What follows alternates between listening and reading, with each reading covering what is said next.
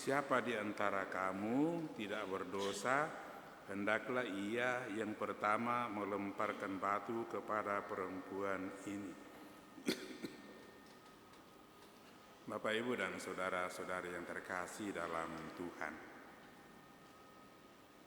bacaan Injil ini menggambarkan bagaimana Yesus menampakkan diri sebagai utusan Tuhan atau wakil Tuhan yang juga dia sendiri menunjukkan kasih sayang kepada manusia karena dosa.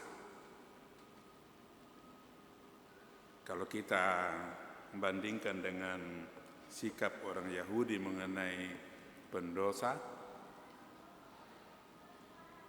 jelas dalam hukum Taurat bahwa perempuan kalau didapati sedang berzina itu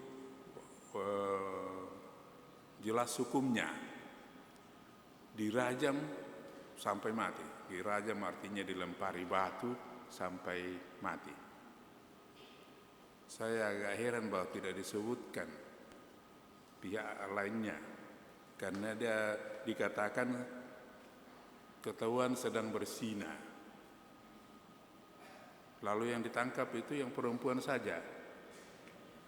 Yang laki-laki yang juga berzina itu kenapa tidak disebut? Itu pertanyaan tidak diterangkan dalam kitab suci. Tapi nanti kita tanya ahli kitab suci mengenai itu. Yang kita lihat sekarang ini bahwa Yesus menunjukkan belas kasihan kepada manusia yang berdosa, yang jatuh ke dalam dosa, yang bergelimang dengan dosanya.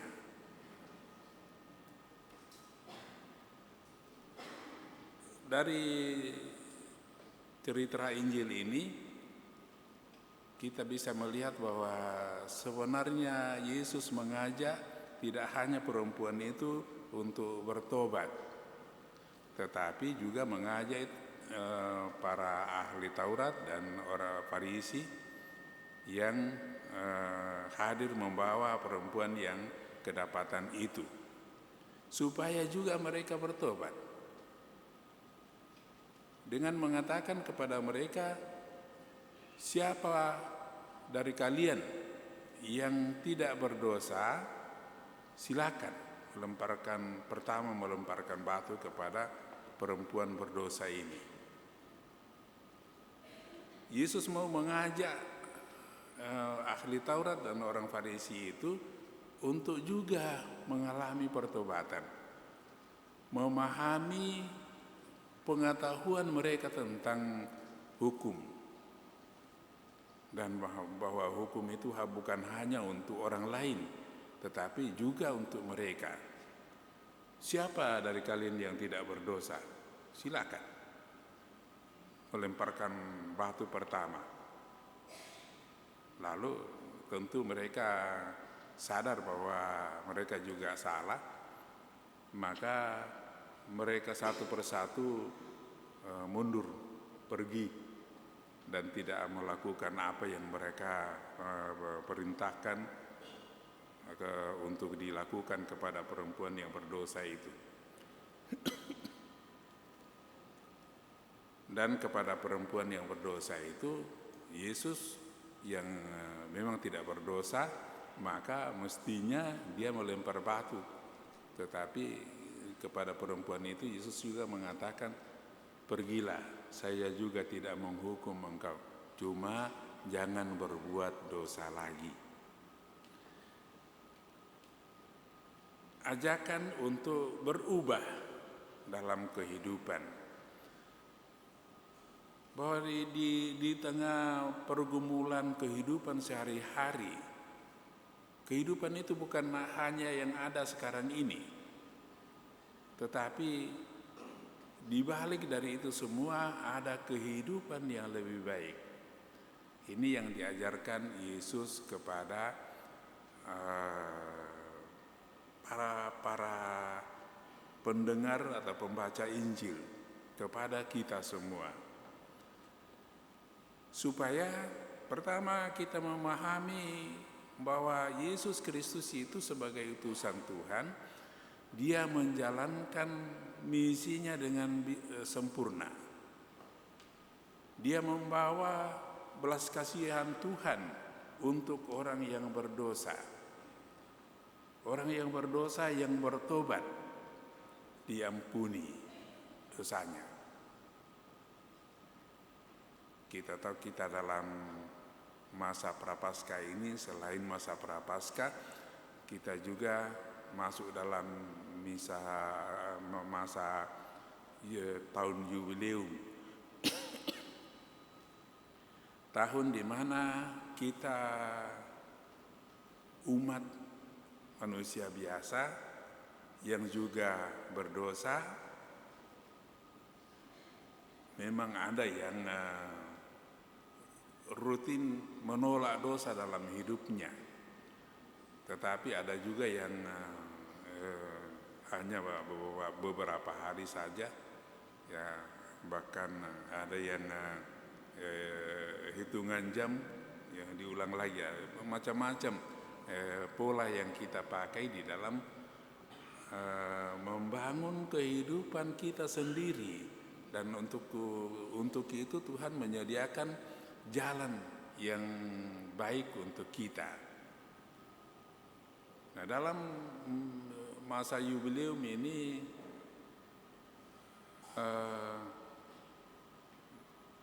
dikatakan kemarin itu waktu ada rekoleksi di para depas di aula kita, itu 25 tahun sekali ada kesempatan untuk antara lain indulgensi penuh atas dosa-dosa kita.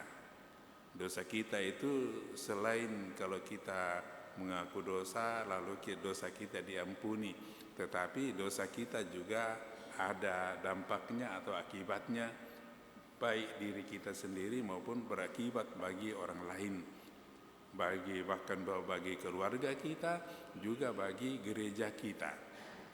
Nah, ini yang dengan kita berdoa ada satu sistem yang disediakan untuk itu, maka dosa-dosa ini semua dihapus oleh Tuhan, dan nanti 25 tahun lagi baru ada. Kalau di kalangan Israel itu 50 tahun sekali, kita lumayan 25 tahun sekali. Mudah-mudahan kita masih ada ya, pada 25 tahun yang akan datang. Macam-macam cara dipakai Tuhan untuk membersihkan kita dari dosa.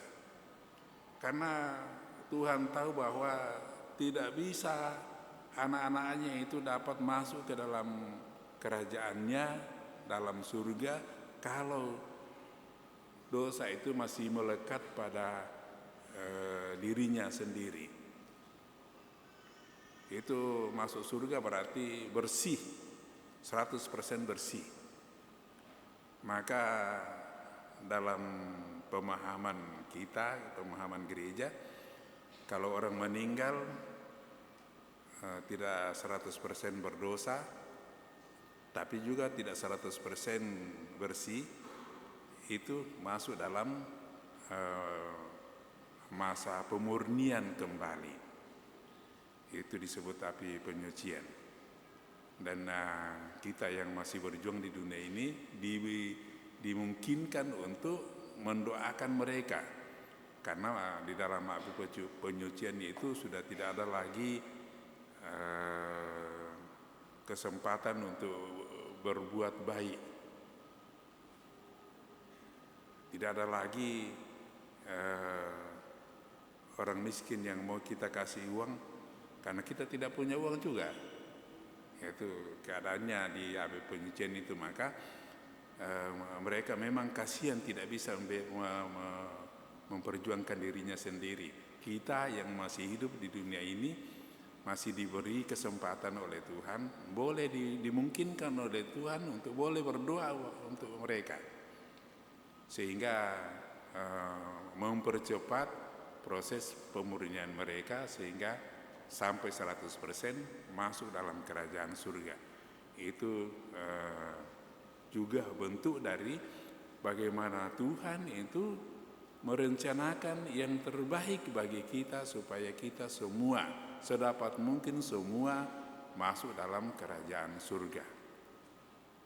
Hanya saja memang ada orang yang tidak mau bertobat, sudah berdosa bahkan merasa tidak berdosa, ada ya seperti itu. Maka kita doakan, tapi sampai akhir kehidupannya tidak ada perubahan, ya mereka itu yang tidak selamat. Jadi masa yang diberikan Tuhan kepada kita selama kita masih ada di dunia ini adalah masa di mana kita memperbaiki diri sendiri pertama-tama dan juga membantu orang lain memperbaiki dirinya. Kemurahan Tuhan itu tidak ada batasnya kepada semua orang baik dan juga kepada semua yang tidak baik, kepada semua orang saleh dan juga kepada semua orang berdosa. Semua dikasihi Tuhan, tetapi tetap mesti ada pilihan oleh masing-masing. Memilih Tuhan memang selama masih hidup di dunia ini sifatnya turun naik, tapi akhirnya sampai juga pada akhir kehidupan. Apakah dia bertobat atau tidak? Kalau bertobat maka diampuni oleh Tuhan. Kalau tidak mau bertobat maka itu adalah keputusannya untuk tidak masuk surga. Bapak, Ibu, dan saudara-saudari yang terkasih dalam Tuhan, dengan bacaan ini kita diajak untuk meneladani Yesus Kristus, memberikan kemurahan hati kepada sesama kita, kepada kita di dalam keluarga. Karena di dalam keluarga seharusnya tidak terjadi, tapi ternyata terjadi. Kita saling merendahkan, kita meremehkan orang lain, dan kita merasa diri lebih daripada orang lain. Harusnya tidak terjadi dalam keluarga, tapi kenyataannya ada juga seperti itu. Dengan sesama kita membangun kehidupan bersama dalam kasih. Kita mengampuni orang yang bersalah kepada kita, karena kalau kita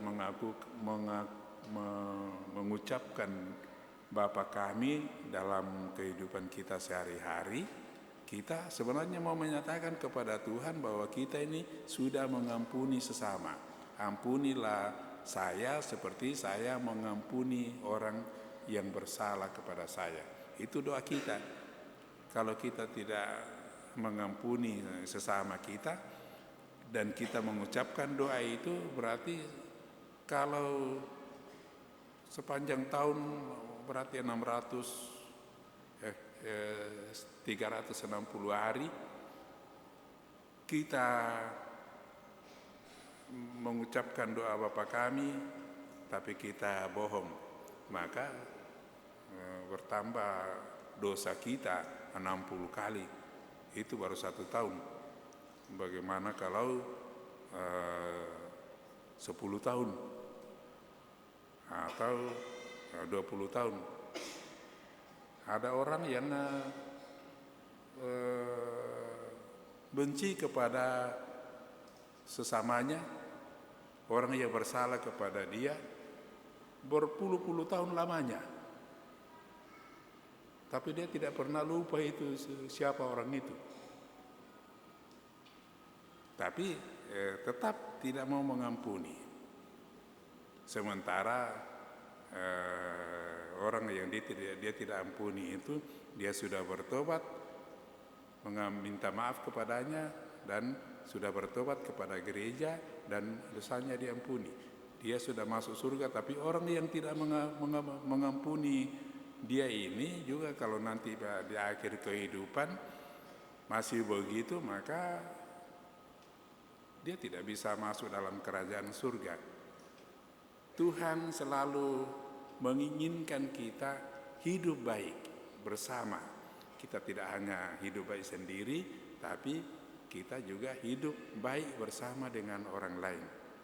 Dinyatakan di dalam kemurahan hati, saling mengasihi, saling membantu, saling menolong. Banyak tutup mulut. Mulut itu disengaja diberi Tuhan, bisa tutup, bisa terbuka. Maksudnya kalau ada sesuatu yang tidak baik untuk orang lain, ditutup saja. Nanti kalau sesuatu yang baik, baru dibuka. Nah, sebenarnya seperti itu yang harus kita buat, memanfaatkan fasilitas yang diberikan Tuhan untuk bisa melakukan hal yang baik. Amin. Mari kita menyatakan amin kita dalam iman kepercayaan kita.